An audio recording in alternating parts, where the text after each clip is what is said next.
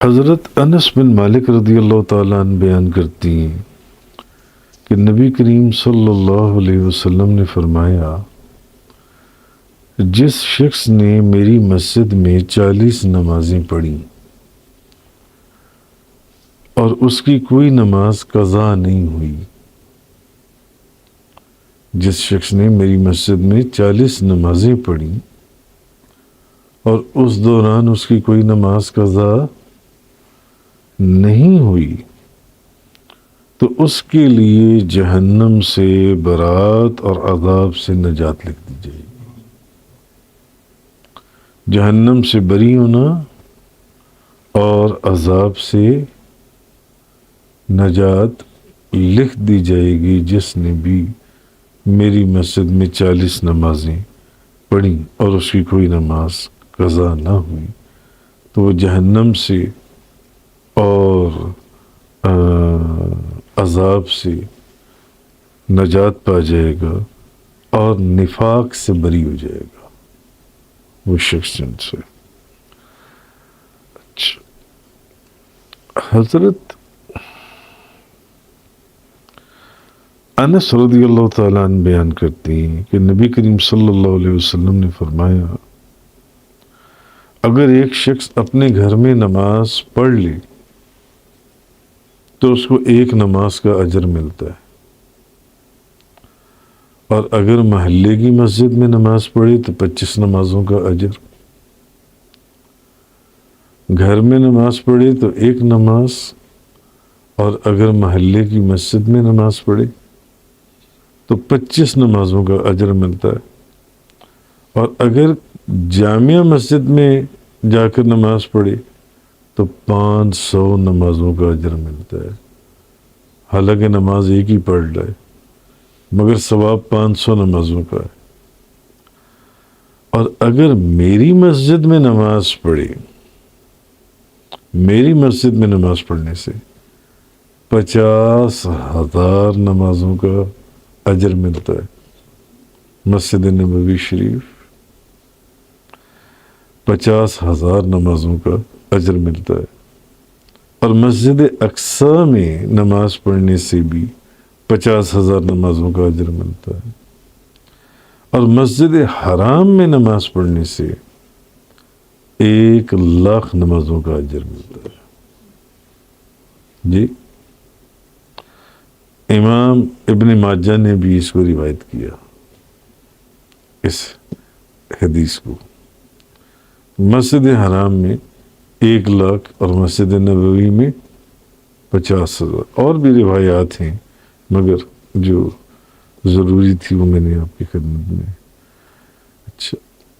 تو جو شخص نبی کریم صلی اللہ علیہ وسلم کی زیارت کا قصد رکھتا ہو کہ اب وہ عمرے پر پہنچ گیا، وہ حج پر چلا گیا، تو چونکہ حج کا بیان پیچھے ہم نے سارا مکمل پڑھا، تو اب حج کے دوران جو سب سے اہم اور ضروری معاملہ ہے وہ یہ ہے کہ بعض تو حج شروع کرنے سے پہلے نبی کریم صلی اللہ علیہ وسلم کی بارگاہ میں حاضری دیتے ہیں، اور بعض حج کو مکمل کرنے کے بعد نبی پاک صلی اللہ علیہ وسلم کی بارگاہ میں حاضری دیتی ہیں۔ دونوں صورتوں کے اندر جو شخص بھی آپ کی زیارت کا قصد رکھتا ہو اس کو چاہیے کہ وہ زیادہ سے زیادہ درود شریف پڑھے۔ کیوں؟ اس کی کئی وجوہات ہیں،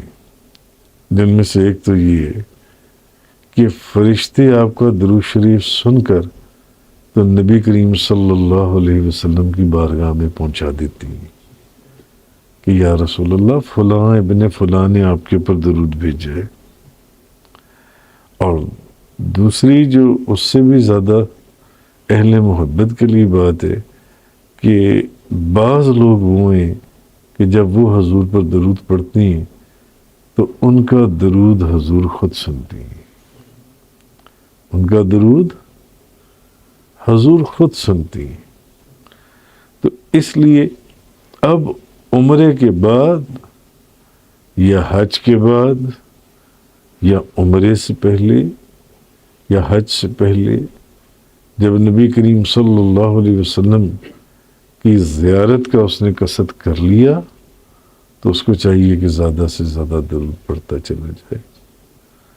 دو صورتیں تو ہر صورت میں ہیں گی. یا تو آپ کا شمار ان اہل محبت میں کہ نبی کریم صلی اللہ علیہ وسلم آپ کا درود پاک خود سن لیں، نہیں تو کم از کم آپ کا درود پاک فرشتے نبی پاک صلی اللہ علیہ وسلم کی بارگاہ میں پہنچا دیں گے کہ یا رسول اللہ، فلاں شخص جو فلاں کا بیٹا ہے اس نے آپ کے اوپر درود و سلام کا تحفہ بھیجا ہے. ایک چیز یہ.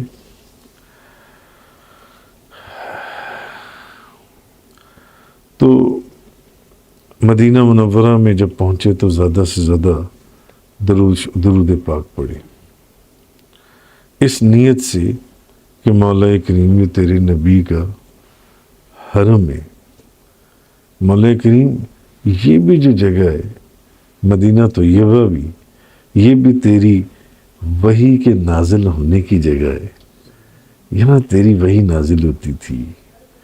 یہ تیرے نبی کا حرم ہے مولا. تو بس درود شریف پڑھتا جائے اور یہ سوچے کہ یہ مجھے نعمت عظیم حاصل ہوئی کہ اللہ تعالیٰ نے مجھے مدینہ منورہ میں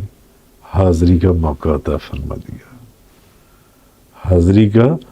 ورنہ جو گناہوں سے پاک پاک ہیں، عمدن سہون خطان،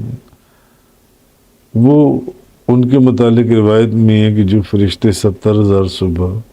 70,000 شام حاضری دیتی ہیں، وہ ایک دفعہ جب روضہ رسول پر آ جاتی ہیں تو اب قیامت تک ان کی دوبارہ باری نہیں آنی. اب ان کی دوبارہ باری نہیں آنی. تو یہ نبی کریم صلی اللہ علیہ وسلم کی امت کے اوپر اللہ کا ایک بڑا احسان ہے. یہ صدقہ نبی پاک صلی اللہ علیہ وسلم کا کہ کئی لوگ تو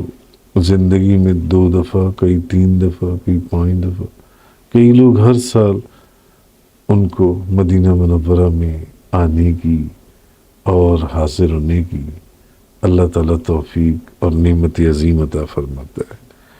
اور پھر یہ کہ جب مدینہ طیبہ میں حاضر ہو تو وہ یہ سمجھ لے کہ مدینہ طیبہ میں حاضری ہی جہنم سے نجات کا ذریعہ ہے. حرم رسول میں، حرم نبی میں نبی کریم صلی اللہ علیہ وسلم کا جو شہر ہے، اس شہر کے اندر جو صرف میری حاضری ہے، میرا حاضر ہو جانا ہی یہ جہنم سے نجات کا ذریعہ ہے. نبی پاک صلی اللہ علیہ وسلم. اور مجھے اللہ تعالیٰ نے حرم نبی میں نبی کریم صلی اللہ علیہ وسلم کے شہر میں جو داخل ہونے کی نعمت عظیم عطا فرمائی ہے، تو مجھے پورا یقین ہے کہ قیامت والے دن اسی کی برکت سے اور اسی کی وجہ سے مجھے نبی کریم صلی اللہ علیہ وسلم کی شفاعت حاصل ہوگی. اس لیے جب مدینہ منورہ میں جائے تو علماء نے لکھا، مفسرین نے لکھا، بزرگوں نے فرمایا، بزرگوں نے لکھا کہ پہلے غسل کرے، حسب توفیق جو بھی اس کی توفیق ہے، اچھا لباس پہنے، خوشبو لگائے، پگڑی سر پر سجائے، پگڑی باندھے. نبی کریم صلی اللہ علیہ وسلم، بعض لوگوں کو آپ نے دیکھا ہوگا کہ مدینہ منورہ میں جب داخل ہوئے، مکہ مکرمہ سے چلے مدینہ طیبہ میں اترے، ان کی بھی محبت ہے اپنی جگہ پر، کہ جیسے ہی بس سے اترے یا جہاز سے اترے ایئرپورٹ سے تو سیدھا مسجد نبوی میں روضہ رسول کے اوپر. مگر راستے میں کئی جگہوں پر جب آپ اپنے شہر سے چلے تو ہو سکتا ہے کئی جگہوں پر آپ لوگ بیت الخلاء میں گئے ہوں، آپ لوگوں کو وضو کی حاجت ہوئی ہو. بھلے غسل آپ پر واجب نہیں ہے مگر پھر بھی ایک حالت یا کیفیت اور طبیعت میں وہ تازگی نہ ہو. مگر ہم نے بزرگوں کو دیکھا کہ جب وہ لوگ مدینہ طیبہ میں حاضر ہوتے تو فوراً وہ مسجد نبوی کی طرف نہیں جاتے، بلکہ ہم نے دیکھا کہ وہ آرام سے اپنے ہوٹل یا اپنے گھر میں جاتے ہیں جہاں پہ بھی ان کی رہائش ہوتی ہے، اور وہاں جا کر غسل کرتی ہیں اور اچھے کپڑے پہنتی ہیں، خوشبو لگاتی ہیں، پگڑی باندھتی ہیں، اور پھر نبی کریم صلی اللہ علیہ وسلم کی بارگاہ میں نہایت انتہائی تواضع اور انکسار کے ساتھ سر جھکا کے اور درود شریف پڑھتے ہوئے نبی کریم صلی اللہ علیہ وسلم کے روضے کی طرف بڑھتی ہیں اور مغفرت کی دعائیں مانگتے ہوئے اور درود شریف پڑھتے ہوئے نبی پاک صلی اللہ علیہ وسلم کی بارگاہ میں پہنچتی ہیں. تو پھر جب مدینہ طیبہ میں جائے تو ہر اس جگہ کی زیارت کرے جس کی نسبت نبی کریم صلی اللہ علیہ وسلم کی ذات یا آپ کے وجود مبارک سے ہے. ریاض الجنہ کو دیکھے، جنت البقیع میں جائے، اور جو بے شمار جگہیں مدینہ طیبہ کے اندر ہیں جن سے، تو اس طریقے سے جائے اور نبی کریم صلی اللہ علیہ وسلم کے وسیلے سے اپنے گناہوں کی معافی مانگے. اور حضور کی بارگاہ میں جب پہنچے تو اکثر مفسرین نے اور علماء نے یہ فرمایا کہ وہاں یہ آیہ کریمہ پڑھی وَلَوْ أَنَّهُمْ ظَلَمُوا أَنفُسَهُمْ جَاءُوكَ فَاسْتَغْفِرُوا اللَّهَ وَاسْتَغْفَرَ لَهُمُ الرَّسُولُ لَوَجَدُوا اللَّهَ تَوَّابًا رَحِيمًا. کہ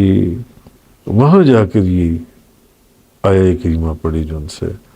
اور نبی کریم صلی اللہ علیہ وسلم کی طرف توجہ رکھے، کیونکہ یہ وہ بارگاہ ہے جہاں سے کسی کو کوئی انکار نہیں ہے. اس بارگاہ میں جو پہنچ گیا وہ قبول ہی قبول ہے ہر حالت میں جیسے بھی ہے. اگر ڈائریکٹ اللہ کی بارگاہ میں دعا کرے تو میں بھی اللہ تعالیٰ بخش دے،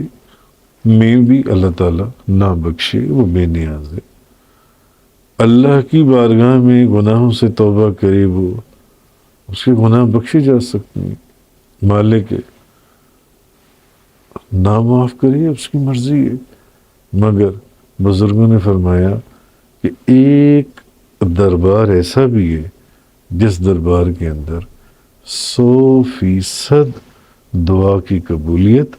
اور بخشش کی ضمانت ہے، مغفرت کی ضمانت ہے، اور وہ دربار نبی کریم تاجدار دو جہاں شاہ سوار لامکاں نبی کریم صلی اللہ علیہ وسلم کا. کہ ان کی بارگاہ میں ایک روایت میں ہے کہ ایک عرابی حضور کی بارگاہ میں مدینہ منورہ میں حاضر ہوا تو اس کو مدینہ منورہ میں پتہ چلا کہ حضور کو پردہ فرمائے ہوئے 3 دن ہو گئے. تو وہ حضور کی قبر انور کے اوپر پہنچا اور حضور کی قبر انور کے اوپر لیٹ کر اپنے اوپر قبر کی مٹی جن سی ہے اپنے سر پہ ڈالنے لگا، اور اس نے وہاں یہ آیت پڑھی وَلَوْ أَنَّهُمْ ظَلَمُوا أَنفُسَهُمْ جَاءُوكَ فَاسْتَغْفِرُوا اللَّهَ وَاسْتَغْفَرَ لَهُمُ الرَّسُولُ لَوَجَدُوا اللَّهَ تَوَّابًا رَحِيمًا. یا رسول اللہ، قرآن کریم کے اندر ہم نے آپ کی زبان مبارک سے جو وحی آپ پر نازل ہوتی تھی ہم نے یہ سنا اور ہمیں یہ پتہ چلا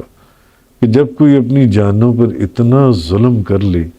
کہ اس کی بخشش کی کوئی صورت نہ رہی، تو پھر وہ آپ کے در دولت پر آپ کی بارگاہ میں آ جائے گی اور یہاں آ کر اللہ سے معافی مانگے اور آپ اس کی شفاعت فرما دیں، آپ اس کی سفارش فرما دیں،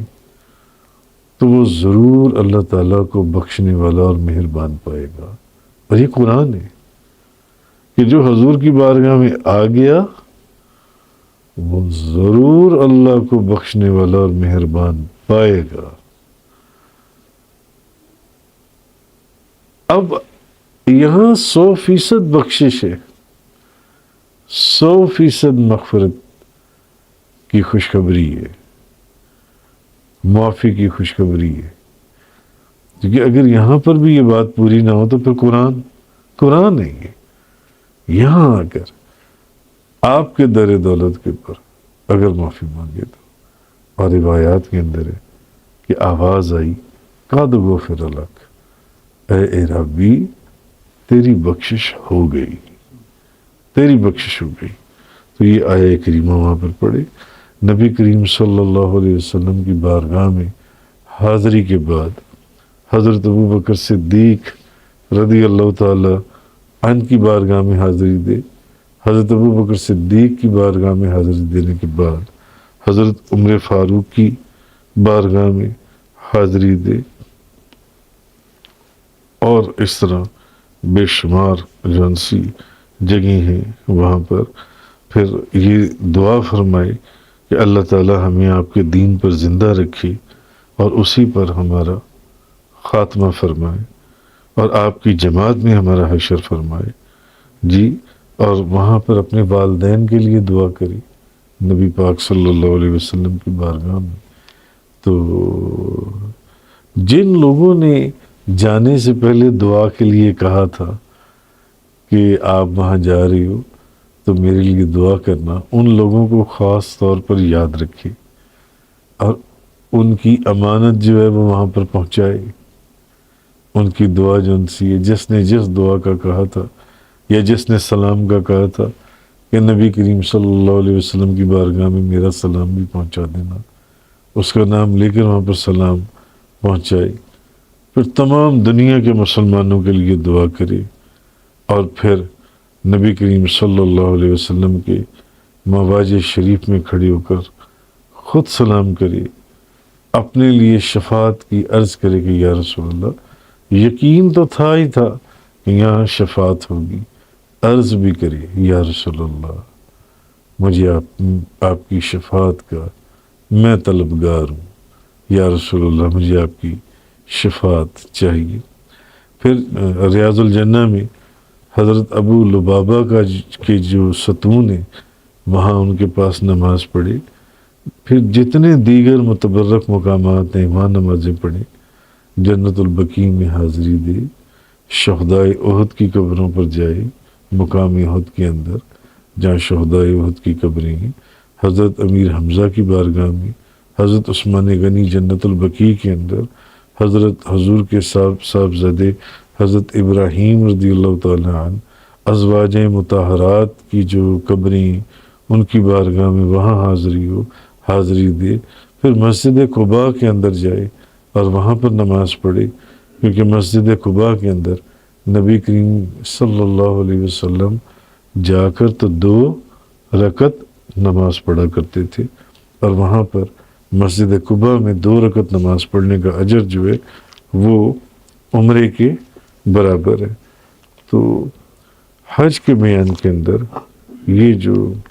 ایک جو ضروری معاملہ تھا وہ تھا نبی کریم صلی اللہ علیہ وسلم کی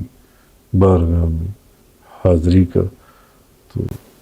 یہ آیہ کریمہ جن سی ہے کہ وَأَتِمَّ الْحَجَّ وَالْعُمْرَةَ لِلَّهِ، اور حج اور عمرے کو اللہ کے لیے پورا کرو۔